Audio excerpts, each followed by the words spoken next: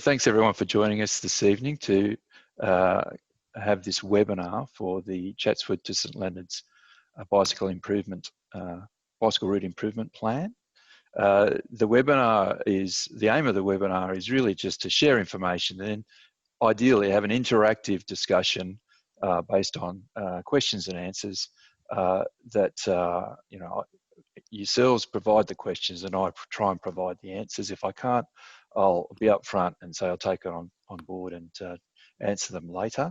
Now, there is a sort of a presentation that I'll run through and get up shortly, but for those that don't know, there is and I'm using my cursor here to highlight, there's a chat sort of function or a tool, which if you would like to ask a question as we are within the webinar, what you do is actually you use that function, you hit the chat, you type your question, and there is a capability for everybody in the webinar to see that question, and I'm more than happy if that is turned on. And then you, I suppose, publish it to ourselves here. And I've got some assistants here helping me in collating those questions and then putting them on a screen next to me. And so I'll run through questions that I've already received, and then hopefully if time permits, I'll be able to look at those that are provided during the chat. And also there'll be an opportunity for councillors, mayor, deputy mayor, and also the president of the Progress Association to ask questions, provide comments if necessary. So thanks again. And there probably is a few people joining us just now, but I'll keep going anyway. So I'll just put up the presentation.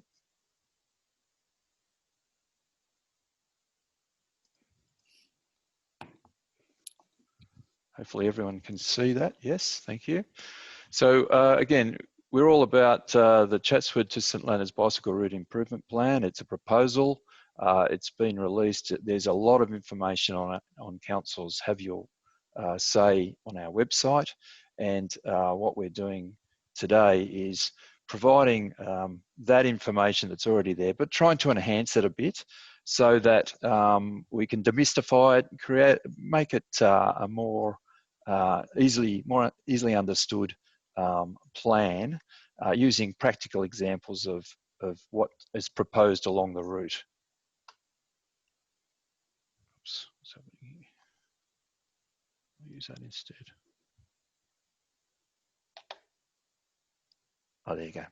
Okay, so in terms of the agenda, we've got the introductions and aims, the running of the webinar, the actual explanation of the bicycle route improvement plan itself, and then hopefully that'll take a relatively short amount of time, then we get into the questions and answers, and then there's a brief summary and end.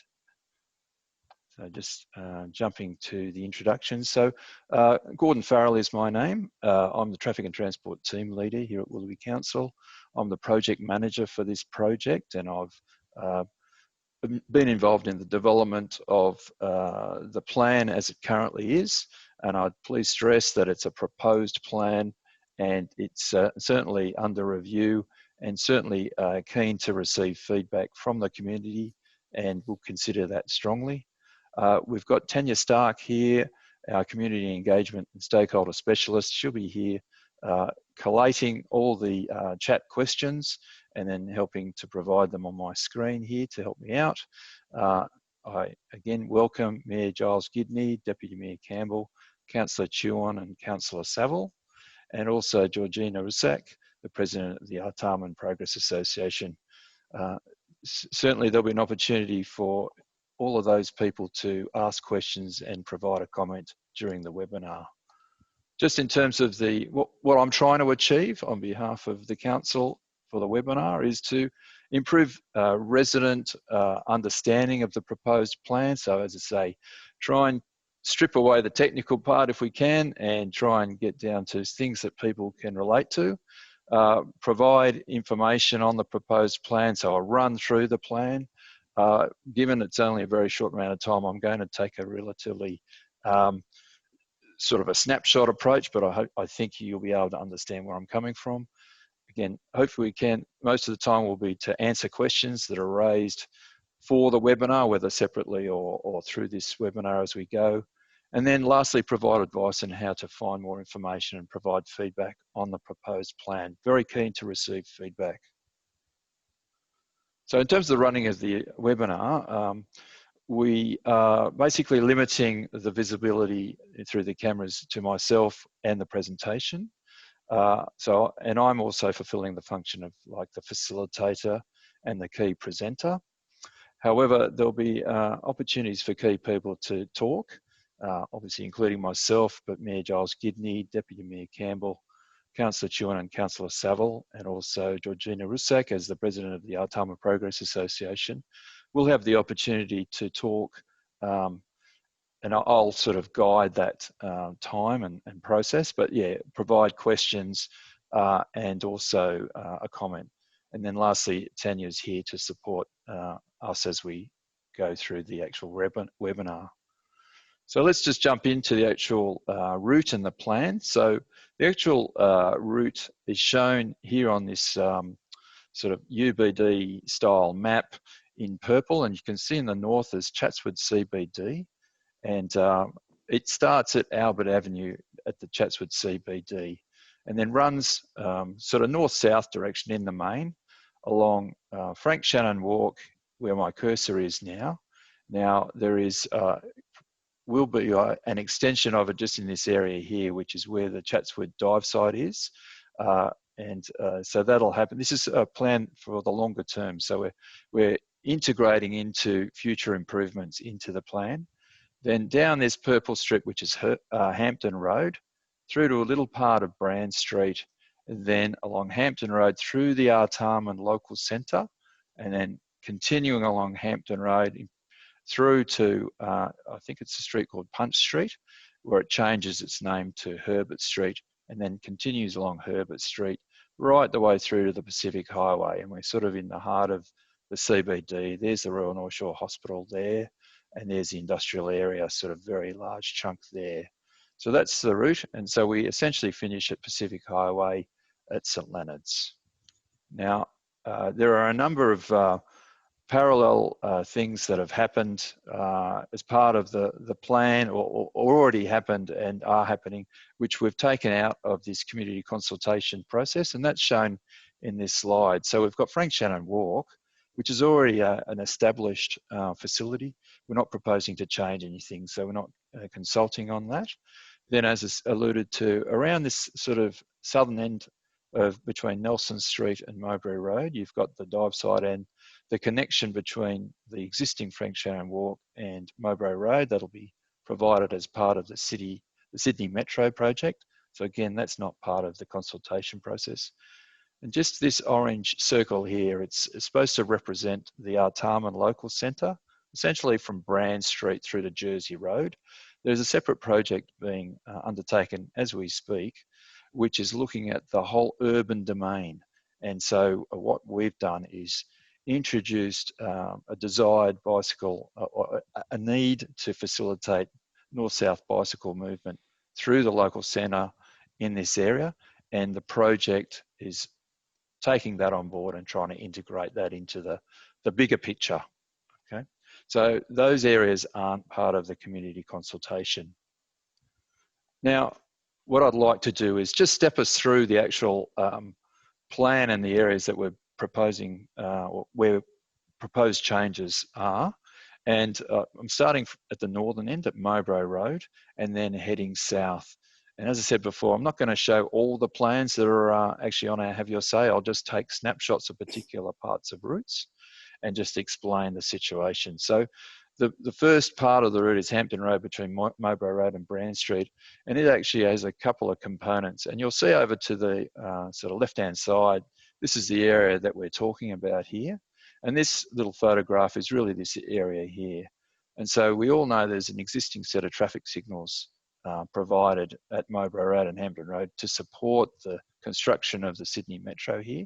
We are hoping that that in some form will be retained, which then facilitates safe movement for cyclists, but also for residents in the longer term as part of the plan. And then the plan actually involves two types of treatments: shared paths and on-road separated two-way bicycle lanes. Now, this first part here is a shared path, and we have to, when we developed the plan, we had to determine how we could integrate this new route into the existing road environment. And so given the busyness of Hampton Road at this location, the best option and the safest option was a shared path. So we've chosen that as the preferred treatment there. And that's okay. Shared paths allow cyclists and pedestrians to use the pathway legally and safely. Now, for those that don't know how cyclists would go across a road with a set of traffic signals, it's quite okay. What happens is that we can work with the Transport for New South Wales and introduce these lanterns to then allow a cyclist to legally ride across the road. So if you can visualise yourself riding from the northern side of Mowbray Road across to the southern side to join Hampton Road, you would see a lantern like that, as well as a pedestrian lantern, and right across there. And that also would apply at other signals along the route. So you can see that at Albert Avenue, we already have these lanterns. Proposal would include new lanterns at Mowbray Road, at Brand Street, subject to the provision of a new set of signals there, which I'll touch on, and at the Frederick Street existing traffic signals. So we'll see them at a series of intersections as you move along the route. Now, a two-way shared path, look again, this is just an example of an existing two-way shared path within our local government area. And so you can see here it's a wider sort of pathway. It's got pavement markings that show pedestrians and cyclists, and then typically a centre line. And it sort of gives the indication that if you want to travel, in this case, up the page or in the northerly direction, you would stay on this side. And if you're coming towards me or us, as we look at it, you would be on this side. And then you would have these signs. So for the case in Hampton Road, and even as we head towards the south, towards Brand Street, that would be the typical treatment of the shared path. Now, it's important that what happens in terms of the route in this area is that we transition from a shared path to an on-road two-way separated bicycle lane. And I wanted to just show you this diagram because it's a good indication of how the road would change over time. So currently you've got the existing curb and you've got just a big wide road. Now what we are lucky, we can actually squeeze in the separated two-way bicycle lanes, plus a bit of a physical median to separate. Then you can retain parking on both sides and the two travel lanes. So in other words, we retain in the main the majority of parking and retain the number of travel lanes while still getting our improved facility. So along Hampton Road, between Mowbray Road and Brand Street, other than where the shared paths are, which are at the start and at the end, it's proposed to have this type of treatment. Now, I've just shown this photograph of an existing separated two-way on-road bicycle lanes. This is actually in I think, Alexandria. And if you can visualize yourself coming from Mowbray Road down the hill, and then you then transition onto the shared path like the cyclist is here, you've got the signage that says pedestrians only on this footpath and cyclists on here. And so that's sort of down this area here. But that's how it typically is designed and would operate. Now, the next big sort of change as part of the plan is a proposed new set of traffic control signals at this intersection of Hampton Road and Brand Street. Now, that's the reason why we're proposing this is that we feel it's a lot safer for cyclists that would come and join. You can just see here the on-road treatment transitions to the shared path, comes around the corner and then would cross at this point here using the bicycle lanes. And so in our view, expecting a growth in cyclists, that it's better for this facility to become, or the roundabout to become, traffic signals. It also helps pedestrian movement in the local area to get across now. They cross at these sort of refuge islands, which are okay, but the traffic signals provide an enhanced level of safety. So that's the first big new set of traffic signals that we're proposing. So it's sort of down at the southern end in Brand Street.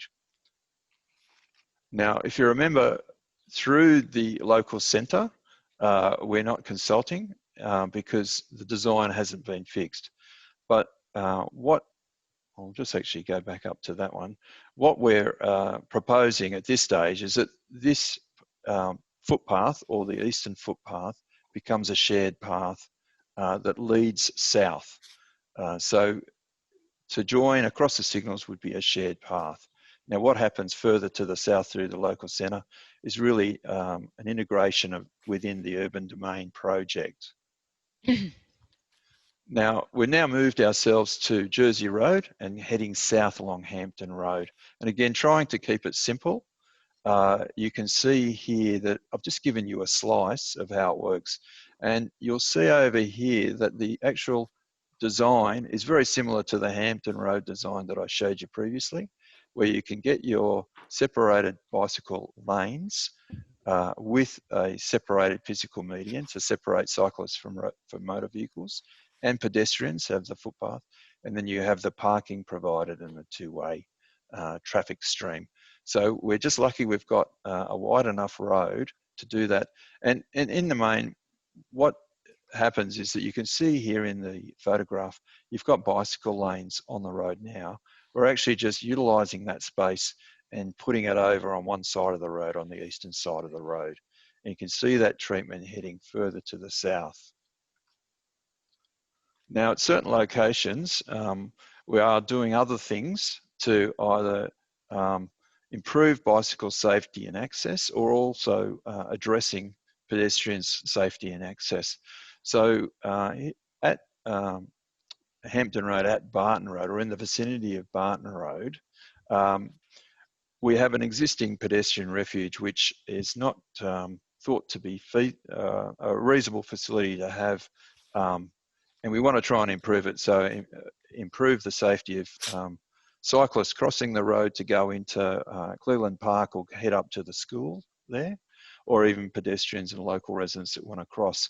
So as part of the plan, we're proposing to provide this wombat crossing across Hampton Road, but you'll see this example actually shows the type of design that would occur with our scheme should it go ahead. You've got your two-way separated bike lanes on the left-hand side, which would have to give way to pedestrians. You can see the Markville crossing extends across, and then you've got your wombat crossing here.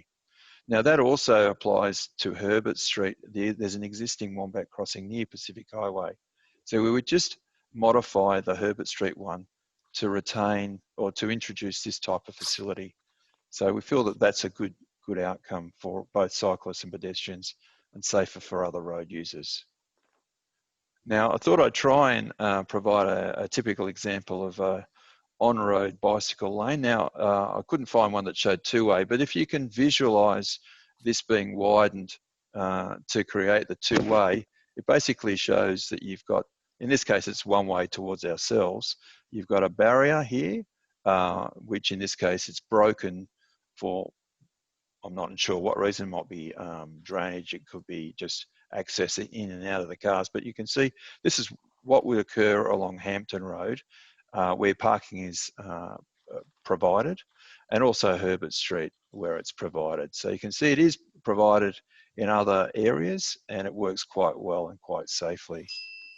Thank you. Now, just keeping going, along Hampton Road still, in some of the side streets, we're actually proposing to do some treatments that facilitate moving along the side street. So at Parks Road, and again at Herbert Street, down towards the Royal North Shore Hospital, we're proposing to introduce this type of facility. So if you can visualise walking along Hampton Road, across Park Street, and we're riding here along the actual bike route, that's the sort of design that we're looking. So this is affecting Park Street, and then you've got your safe pedestrian crossing, and you've got your separated two-way bicycle lanes. So that's sort of down this area here before we cross the Gore Hill Freeway. Now I've moved now along Herbert Street through to Frederick Street. And as I said before, we've got an existing set of signals proposing to put in a shared path through this area. So this is the location where we transitioned off our two-way separated bike lanes into the shared path because of the busyness of this intersection. So we have to optimize or sort of balance all the competing needs. And then you would have your signals modified with the bicycle lanes here. And so we feel that's the best balance. And that also allows us to provide a facility across Herbert Street to then head up Frederick Street. And we're designing a shared path along this southern side of Frederick Street as we speak. And so this is sort of just another example of a shared path that could be provided. And you can see the sign there. The key I wanted to show is the types of facilities that we would consider introducing would be things like this, where you've got a strong indication to pedestrian and cyclists that it's a shared path for everybody, and the cyclists are encouraged to ride slowly where there might be high pedestrian activity or where there might be very active driveways. And here's another example through an existing industrial area in Artarmon, similar to our Herbert Street example, where you've got an existing facility, you've got gaps in the driveways to allow vehicles, but you've got a really strong sense of the cyclists having a clear route, a safe separated route that they can use. And at times you've got facilities along the route for drivers to say, hey, look out for the cyclists that might be riding along this route.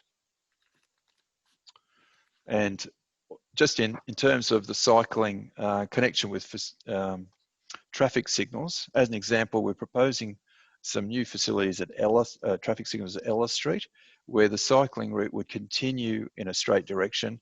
This is an example here where there's the two-way facility separated from the motor cars, and it just waits. The cyclist has to wait for a green cycle lantern, and then when they get the green lantern, they can go straight across safely, and movement occurs in both directions here.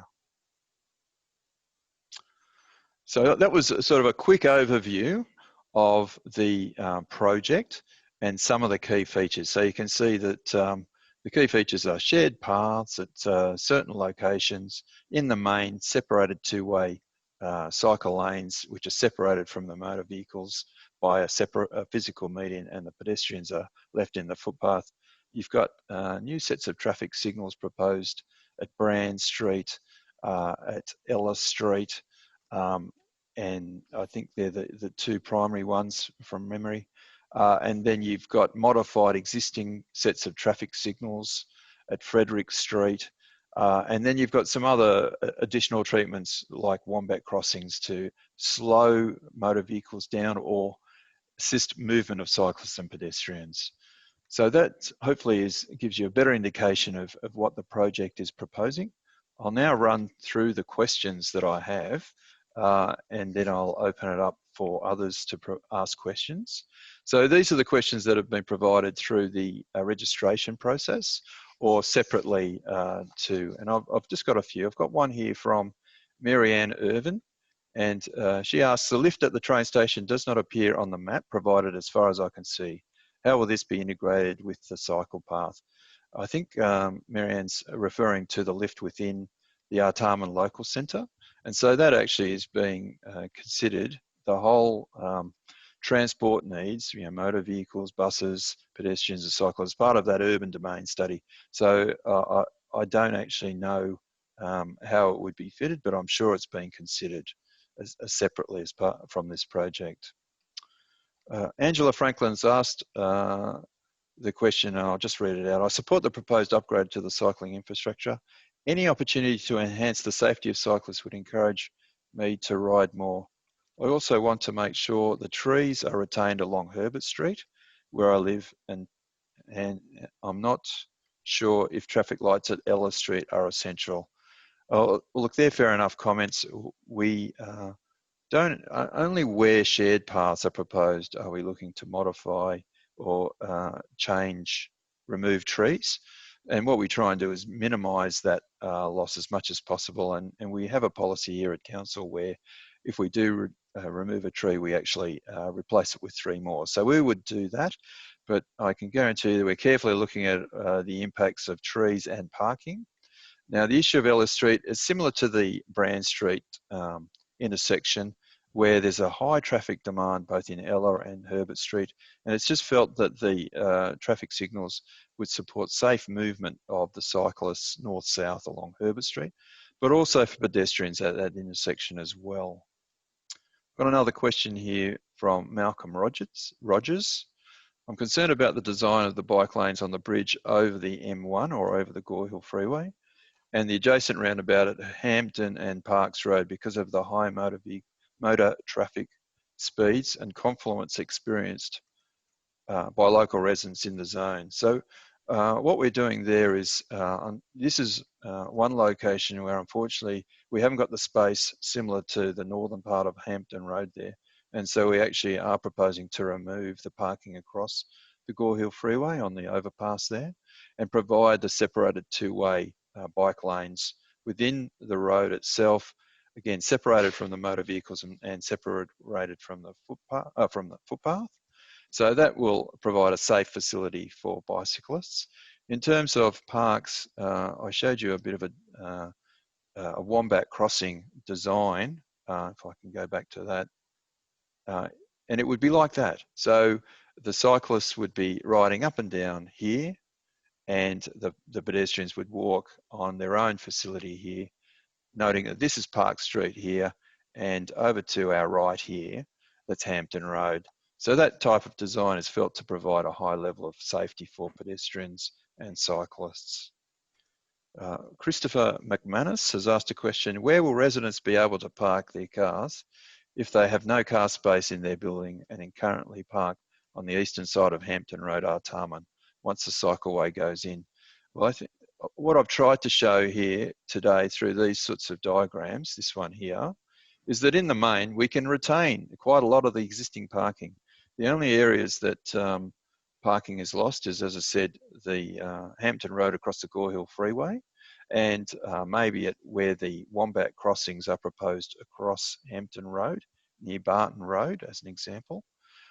And only selected other locations. So in the main, the majority of the parking is being retained along the route. So minimising the impact on residents through that. So that's a positive. The last thing I've got here is a couple of questions from Carolyn New, and I'll just quickly run through those. How will the proposed cycleway along Herbert Street connect to the shared path proposed along the Pacific Highway? Well, that's a very good question. For those that don't know, we are continuing the development of a shared path on the sort of northern eastern footpath of the Pacific Highway that will connect from Herbert Street and go further to the north towards Chatswood. Currently, our facility stops at the entry and exit to the St Leonards Transport Interchange. Potentially there is the opportunity to continue to the south. Currently, we need to look at that more closely in terms of the number of pedestrians that are on that footpath between the current endpoint and Pacific Highway. Desirably, we'd like to connect both, but in some cases, because of the sheer volume of pedestrians, that may not be possible. But I will take that on as a good suggestion, and we'll investigate that further. Again, knowing there a little bit, there potentially is the possibility of removing the curbside parking to provide the continuous facility. We are challenged all the time with the balance between providing parking and providing a new facility like this. So part of the project team's need is to balance that. The last question I have from Carolyn is, will the connection noted on this design to the Herbert Street Bridge provide smooth connections to the bike routes to the east of the railway line and quality secure bike shed facilities? So we are actually connecting with new and existing routes, and certainly the whole idea is to make this part of a connected network. And yes, we'll endeavour to connect through to the route that's along the Gore Hill Freeway. There isn't a direct connection at Herbert Street. We may have to guide them through other routes, but we have got connections at Clegg Street and at Frederick Street, as I mentioned earlier. So we'll integrate this new enhanced facility into the existing routes so that it's well connected, well attracted. So that was the end of the questions for me. What I would like to do now is just ask Mayor Giles Gidney if you've got any questions or comments for myself, please. Yes, Gordon, there were a couple of questions that were raised by chat that it would be good if you could address those. I don't know if you've got that in front of you. Yes, I have, thank you. Yeah. Do you want to go to those now? Or is it the one from Mary Ann Irvin? So Kate's asked what are the reasons for choosing shared paths rather than separated on-road facilities? Yes. Okay. So the reason behind going to that next level type of facility. So we currently have on-road bike lanes along Hampton Road and Herbert Street. Now, it's felt that those facilities, in light of increased traffic volumes, are not as safe as I think the cycling community would expect. And with the both growth in traffic volumes, but in the industrial area, we're getting more and more, heavy vehicles and just generally more motor vehicles driving on Herbert Street there, and also going along Hampton Road north of the Gore Hill Freeway. It's felt that we need to upgrade the existing bike lanes to provide that separated facility.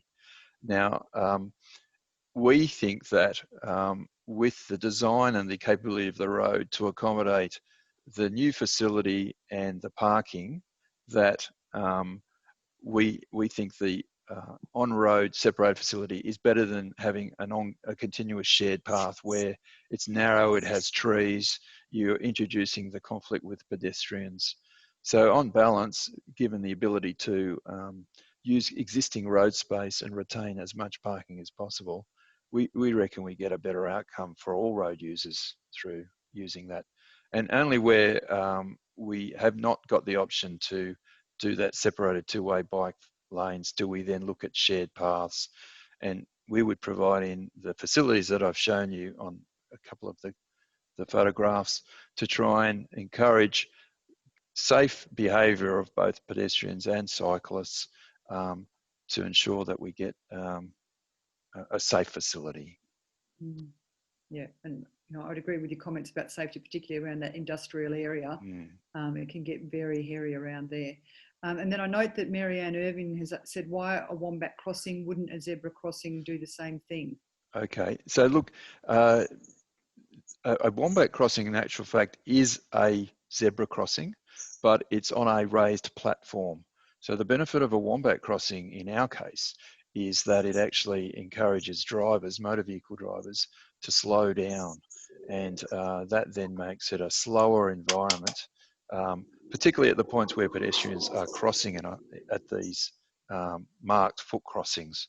So it has the added bonus of giving priority to pedestrians, but also in some respects being self-enforcing to get drivers to slow down as they approach and cross at the wombat crossing. So essentially it's one and the same thing, but it's an enhancement and an improved safety feature. Right. I note that Councillor Saville's got a couple of questions and comments, so I'll leave those to her. But my other question, Gordon, this is part of a package that you're doing in regard to cycling facilities in the city. And I'm just wondering how you're prioritising which ones we would do first. So that is a really good question. So we have already an existing network of bicycle facilities that has been rolled out as part of delivering the bike plan. What we're trying to do is focus on filling in the gaps, so that we're looking at that as well as this, but this is a major project. The reason why we're focusing on this one is that it's been identified as being in a strategic sense, part of the Sydney's principal bike network, and it connects Chatswood CBD as what's known as a strategic centre to St Leonards Centre, which is also a strategic centre, but also integrates with the other principal bike networks that head north and south. The southerly one heads towards North Sydney and Sydney CBD. The north one heads across to Northern Beaches and up towards Hornsby, and then connects in with the one that currently exists along the Gore Hill Freeway. So in a sort of a strategic sense, it's felt to be a really important sort of route come link within that bigger network, and therefore it's supposed to, the anticipation there'll be more riders on it. So that's what we're focusing on this one, but the strategy is essentially filling in the gaps where we've got missing links. So we are looking at those and then enhancing existing ones that felt that maybe we need to upgrade them, and then considering this strategic overlay, so supporting that sort of principal bike network. Prioritisation wise, look, it comes back to assessing the different needs and then focusing on those. So at this stage, we're sort of doing all three, but this is an important project at the concept stage only. There's a long way to go. Got to do detailed design subject to council approval and then implementation. So you've got to start with the concept design first. And so that's where we are with this one at the present time. Yeah, I just would have thought that this would be a key one, as you identified from Chatswood CBD through Pacific Highway. Yep. I would have thought that would be a high demand area, but that's just my thought. Oh, you're right. Look, the Department of Planning has been working with council with significant land use uplift in the St Leonards Artarmond area. And so we want to introduce this facility to get the mode change now. And also encourage more people in this environment with COVID and all the rest, just to support them to get riding because of the health benefits and the sort of the environmental benefits and the transport benefits. But you're right, we would like to see this become a really important route to serve north-south, but also the area as well. Thank you. Okay, now if I could ask Deputy Mayor Campbell whether he's got any questions.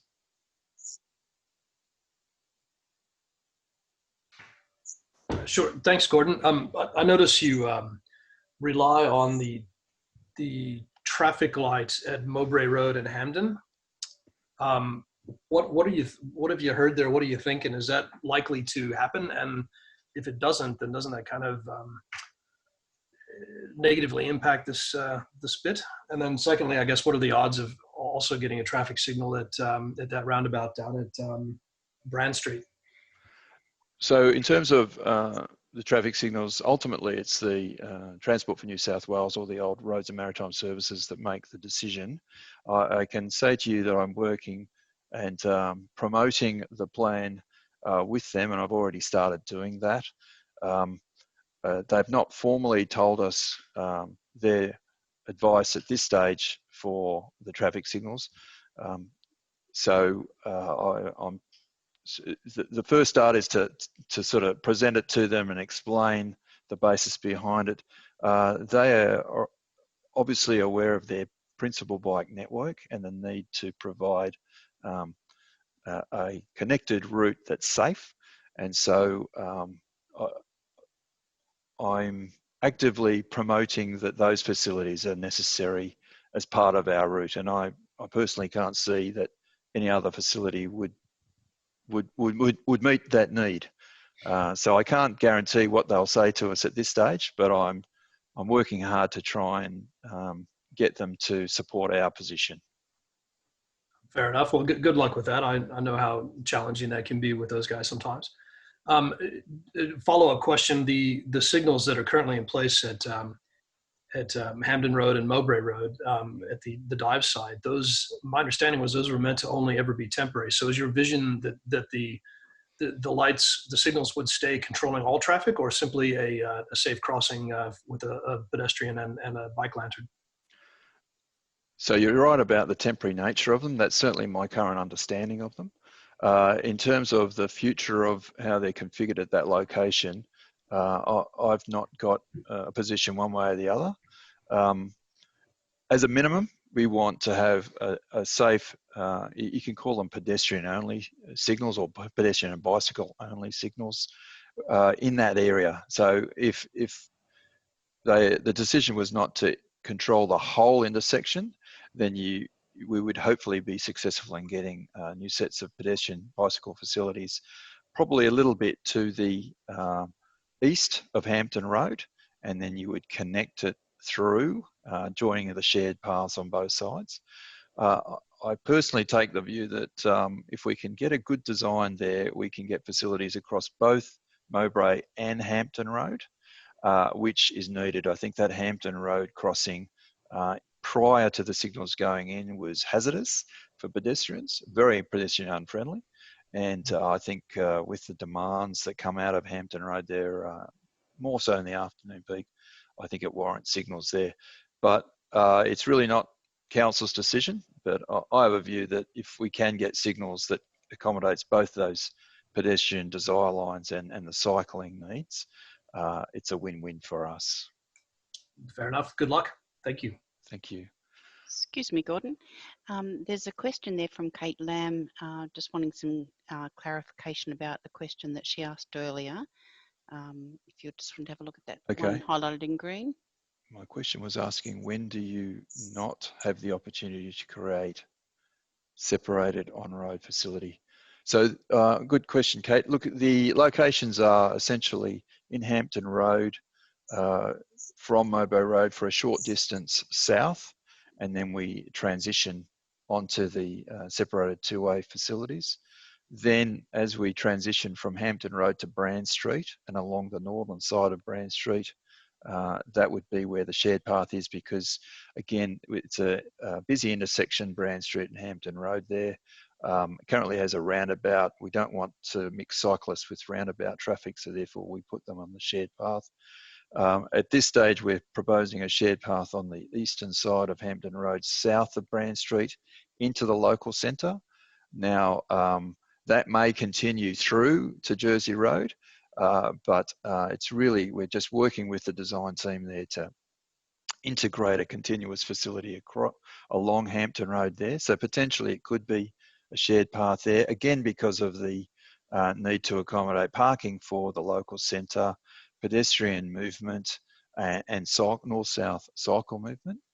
And then the next location is essentially at Frederick Street, where I showed the little diagram there where we transition off the two-way onto the eastern footpath for a short distance because of the need to accommodate all the traffic movements at Frederick Street.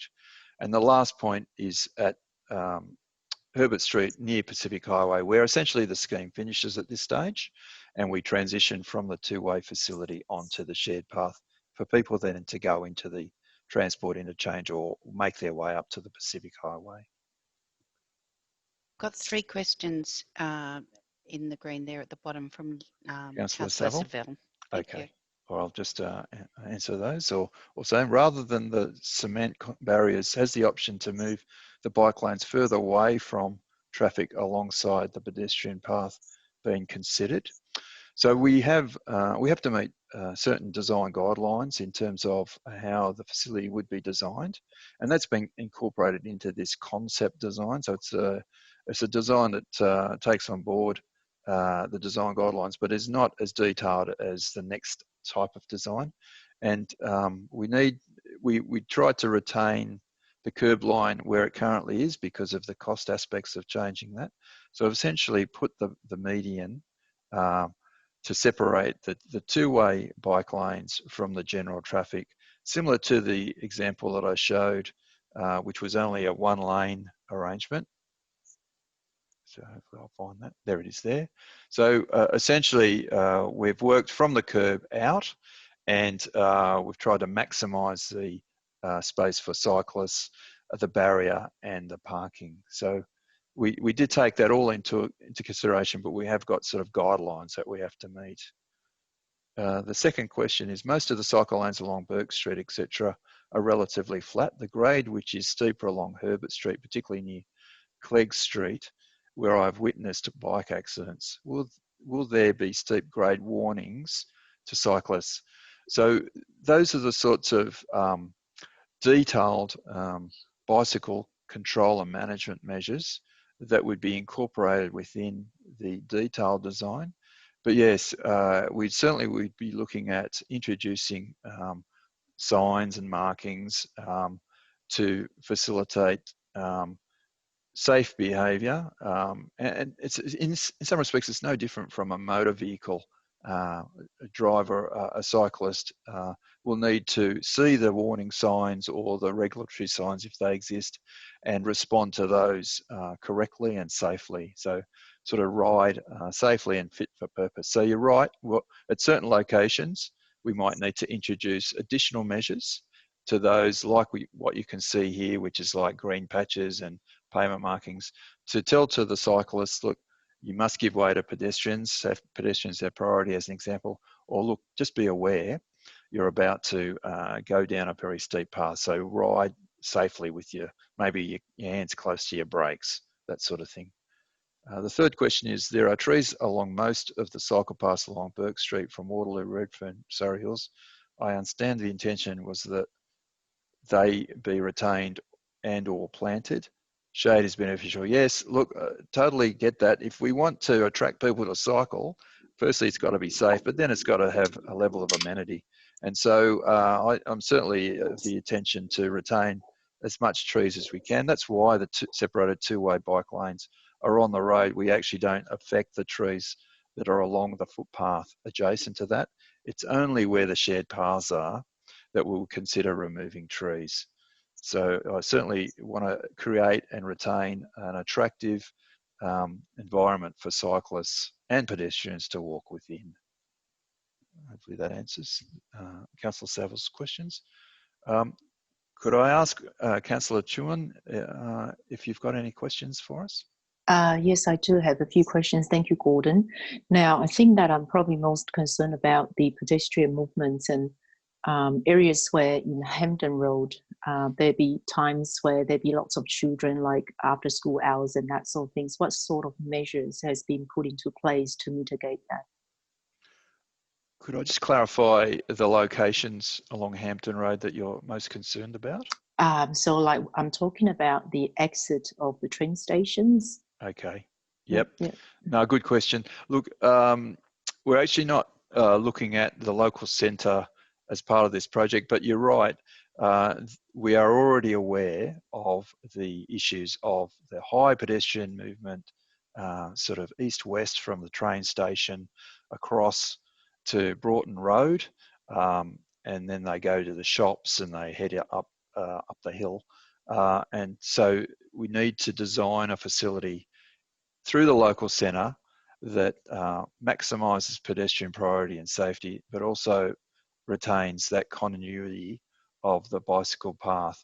Now that's a real challenge, and it might require cyclists to, and they do this, they respond to the urban design or the domain that they're riding within to encourage a really slow speed cycling environment. So, yeah, one example is that type of treatment there, where they've got the logos and the 10, is a strong message to cyclists to say, look, you've got to ride slowly. You're likely to encounter, possibly this is because of the narrowing here and the tree roots and whatnot. You've got to ride so that you don't put yourself in danger or others. So I certainly accept that in that local centre there's a lot of pedestrian activity, there's a lot of parking, unparking, and so that area needs very close scrutiny to maximise the safety. And those are the sorts of things like this, and we haven't sorted it out in detail yet, that would be considered. And it could be that the route is modified to really reinforce a slow speed environment for cyclists. Thank you, Gordon. Okay. Can I just, before we move on, ask Georgina Sack whether you've got any questions at all? Thanks, Gordon. Thanks for the presentation. I guess I know we're sort of running to time, so I don't want to tip us over, but thanks for talking through the different stages. I guess I'm interested in some indication around the timeline. Can you give us some sort of sense and how it works in with the upgrade around our Tarman's urban area? Okay, yeah, sure. So we're currently in the process of consulting on this draft plan. We, at this stage, are scheduling finishing the consultation period by the 12th of July. Then there is a process, and I've got a slide at the end that sort of goes through this, to get to a point where council makes a decision.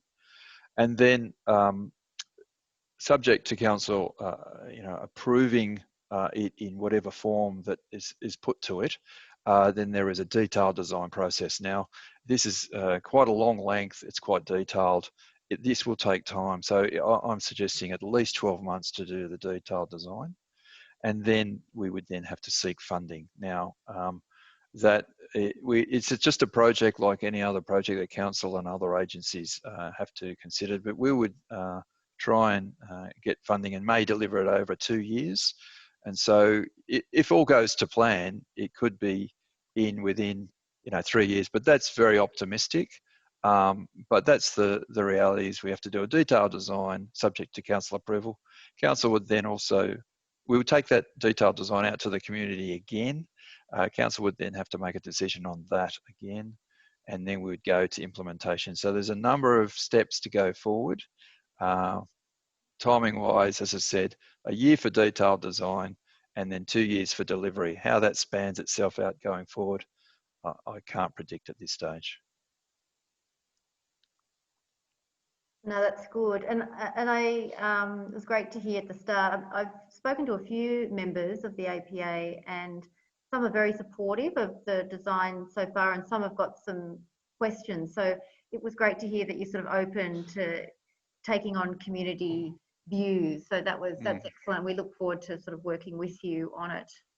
Yeah, no, that's why we're doing this consultation process, is to listen to the feedback and where necessary tweak it to or review it to improve it. So I'm all open to that.